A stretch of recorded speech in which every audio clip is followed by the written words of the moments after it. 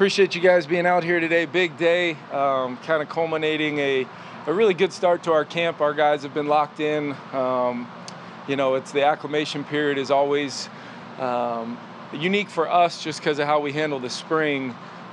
Everything we do for the most part outside of yesterday for a couple periods, we are full speed without full pads on. So it can be an adjustment at times for our guys. We've handled it really, really well, and I think they're really excited to fill these stands and the tents out here and really have a great environment, which we always do out here with our great fans. So, this facility, the opportunity we get to be here for training camp is something we don't take for granted. And we hope to see as many fans out as we possibly can. Just wanted to give you guys an update on, just since I have not talked with you since earlier in the week. Jalen Naylor sustained kind of a contact leg injury in a clean play on a competitive ball in the air, and just he's day to day. We're hoping to turn him over and have him pretty ready to roll here, hopefully early next week. And I'll keep you guys posted, but Jalen's doing really well. And then just before I take any questions, I did want to congratulate Chip Scoggins from the Star Tribune, Journalist of the Year Award. I'll tell you what, as somebody that didn't finish too high in very many awards last year, to not only be on the podium, but to be, recognized, that's pretty cool. So I just wanted to let you know that when our great staff let me know that happened. They did indeed inform me of that. I'm not exactly keeping tabs on those, but anytime I hear that stuff, it's awesome to hear. But with that, I'll turn it over to you guys. Kevin, the other day, Kirk was talking about how he decided this year to hire a full-time coach off to the side, and said it would be sort of in his free time, but there might be a point at which he'd ask you if they could do some stuff here. And so, A, I was just curious what you thought about his idea to do that, and B, if you think it's possible that there could be some kind of synergy there. Yeah, I absolutely think it's possible for synergy, just because of what we have set up with Tyler and already what Tyler and Uriah and Josh do for our players. And we're constantly bringing in, whether it's massage therapists, ART, different things that, help our players and different times of the season, different times of the year. And I've been around, some players and teammates that have had, people come out and make sure whatever helps, from a time management standpoint.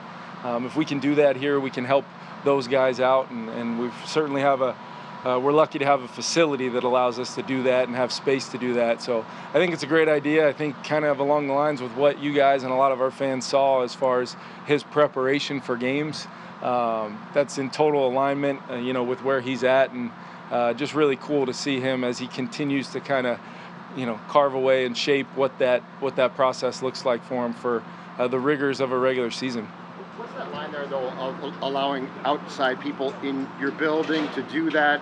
It's a good thing. But where do you sort of draw the line of, this is our team, our program? Yeah. We can't have guys just arbitrarily trying to get their people in the building. You almost even had the slogan right there. You were close. Thank you very much. I think it's the communication on the front end, where it's on us to make sure our players know that's something that we're not against, but at the same time, with anything, there's got to be some level of restriction. It can't just be free-flowing access to the building, and they understand that. And once you establish a routine, we're right along there with them, where I may walk down the hall and it's the fifth Tuesday or sixth Tuesday of the season, and I see Kirk's, I don't know if it's a male or female, but I see Kirk's person come in, and I know exactly what they're doing. I know where he's going to be. I might even have a question for him in regards to the game plan, and I know where he's going to be at that point. And that's why we encourage all of our players, and Kirk spoke about it the other night, about that routine and really what it means to truly be a pro. And we want to encourage all of our guys, whether it's, a first-year player or a guy in his 12th year. Coach Daniels yesterday talked about Kirk addressing the team and talking to the team, and said it was a really great message. I was just wondering kind of how that came about, if that was Kirk's idea, if that's just something you have him do, or... Yeah, Kirk and I, just through our dialogue throughout the summer, I always try to share some of my messaging to the team with him and some of our other captains from last year, as well as we've got a leadership group that I meet with pretty regularly.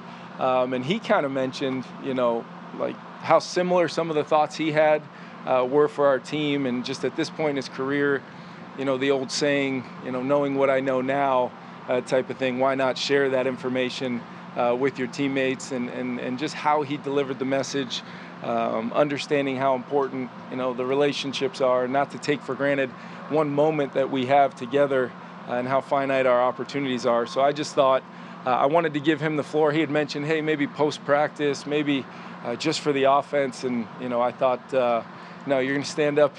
This is going to be a good thing, and you're going to stand up in front of our guys in our team meeting room. And, for the better part of, however long it was, you could hear a pin drop in there, and then just the excitement towards the end of, how excited.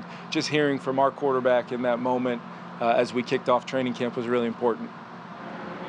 Hey, Kevin, I think now with the deal on this point in terms of what you would have to do to get him back out here. Yeah, we're still kind of in that ongoing process daily, where Danielle's in the building. I'm having daily dialogue personally with him, and we will. My hope is that we continue to work towards over the course of of a long training camp. Danielle's played a lot of football. He'll be ready to go, but my hope is that we can work towards him being out on the practice field with us sooner rather than later. He's been great, and just looking forward to taking it a day at a time. And like I said, I have not tried to hide my feelings. Danielle Hunter's a very special player, and as soon as we can get him out here, you guys will see him out here, and our fans will see him out here. What has he been doing physically? He's got a schedule. I'm not going to get really into the details. That's kind of part of that daily dialogue between him and I, making sure that whether it's physical or above the neck, and just trying to get himself prepared. As things, we continue to kind of work towards that positive outcome, positive solution, which, like I said, having him hopefully in 99 in purple would be, my choice on that. To be clear, is there a physical reason why you don't want him to practice, or is this just truly a contractual back and forth, and that's starting the spring? I think there's a lot of aspects of it when you really start communicating with the player, and like I have with Danielle, and just for the most part, just the idea of making sure we use the time that we have, so that not only we feel really good about his personal situation, but more importantly, Danielle feels really good about that situation. So a lot goes into it. And like I said, the day-to-day communication is probably the most important thing for me, and he's been great about that. Kevin, would you put him out on the field without a contract being done, or does that need to happen before he's able to get out there? Totally, part of that day-to-day dialogue, and as we, truly ramp up, towards those joint practices, and with a mindset on, preseason games are one thing, but we've really put together a schedule that systematically will prepare our team for September 10th, and that's been part of our dialogue, and just a day-to-day process that will play out, hopefully sooner rather than later. See Brian O'Neill off to the side. Just where is he at in his recovery process? No, he's not. Yeah, he's that plan we talked about earlier in the week. Yeah, he's probably like most of us expected. He's probably ahead of that schedule, and his activity level throughout the day, whether it be more in the walkthroughs, more in potentially the practices here in the not so distant future. But we really don't want to put a timeline on it. I'm really relying on Tyler and Uriah to make sure. What I've said is I know Brian will be prepared for the season. We want to give him the best possible opportunity to when the time is right, fully go through repetitions so that he can be prepared for the season. And with a player like Brian that's played as much as he has, that time on the football side is not as important as making sure medically, we've crossed every T and dotted every I. I know it's really early on, but what do you like so far just about the cornerback group, and I guess the competition that's there within that room with a lot of the young guys? Yeah, the whole group, I've really felt, they're taking to the coaching. We're playing differently. We're asking them to play with different, kind of keys and vision principles, and being physical, at the line of scrimmage, and all really from guys we brought in post-draft all the way to, the guys that are out there with that first group. It's been really cool to see them kind of, as with every player right now early on in this acclimation phase, as we shift to the full speed mindset, you can see growth on a play-to-play basis early on. And then what happens is once you've kind of had that early growth, then hopefully you get the consistency that goes alongside with it. so that they can build, really over the next month to go into the season with the ultra mindset that I can go out and do my job every single Sunday. The process of identifying Juwan Williams and what all went into that, just from what you remember? Yeah, first and foremost, his size. I've always, kind of known. You always know as an offensive guy, those bigger corners just because they're long, they can play physical.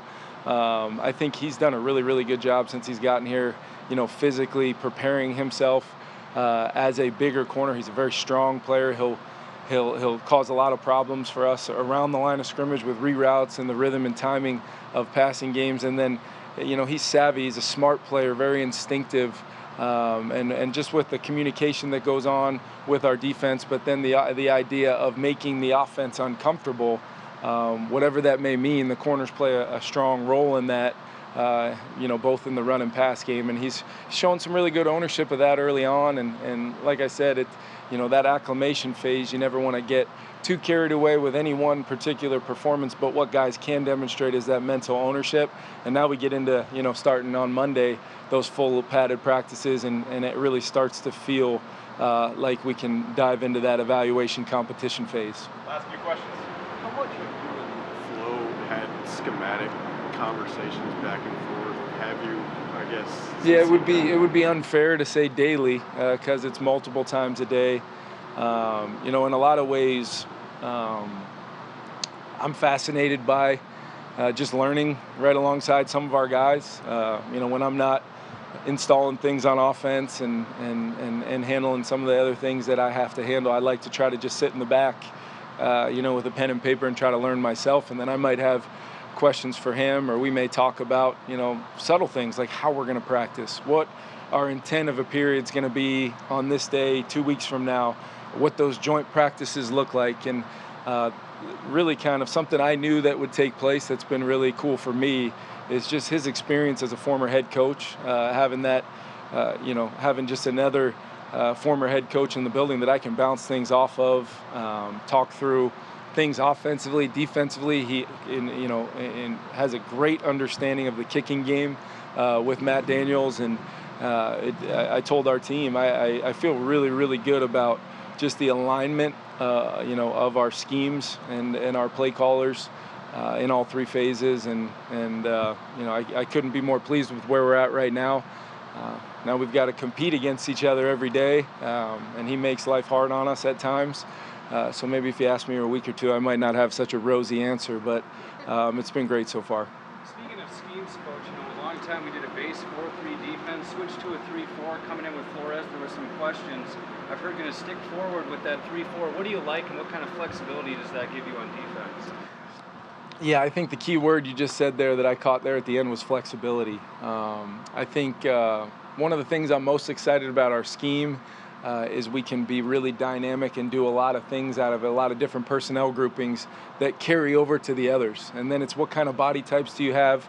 How are you trying to maximize each player's skill set, move guys around, and truly present looks that require a lot of communication, a lot of dialogue, a lot of time on task for offenses, and then more importantly, our guys absorb all that, and then they're able to take it all and go fast and play fast, which is a process ongoing. There's going to be mistakes made, and what I love about them the most is in that meeting room, the accountability, and then just how much the players are responding to that, and you see the improvement the very next day. I still think back to a play Cam Bynum made in a 2-minute in the spring where I can remember, just sitting in the back here in Flo and Durante make a coaching point about a certain look, and the very next day the exact same scenario came up, and he was able to make a play on a ball and intercept the ball to end a 2-minute period. So that's the type of things you look for as the head coach. I am in full confidence of the coaching of our schemes, but when you start seeing that immediate turnaround and player ownership of things, gets you really excited, knowing that you got the right guys. Last question. When it comes to the backup running back situation, you guys didn't get a veteran with the trust in Kene and Ty. Yep. I guess what did you see from those guys last year when they didn't have a lot of reps to kind of believe in them to be paired with Alexander? Yeah, I think you take a look at skill sets first and foremost, and Ty demonstrated a lot in preseason last year. His opportunities didn't really come up throughout the regular season. He had the ankle that kind of set him back there, kind of the first third of the season.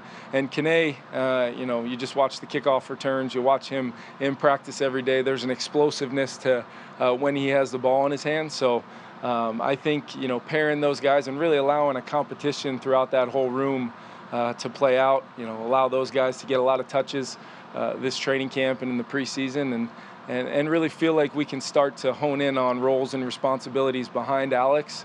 Knowing that we also rely heavily on CJ and his versatility, both in the run and pass game and what he allows us to do, on the grass to be versatile on offense. And the leadership those two guys are providing in that room for Coach Modkins has been really cool to see early on, and I can only imagine it'll grow and be a pretty special thing as the season goes on.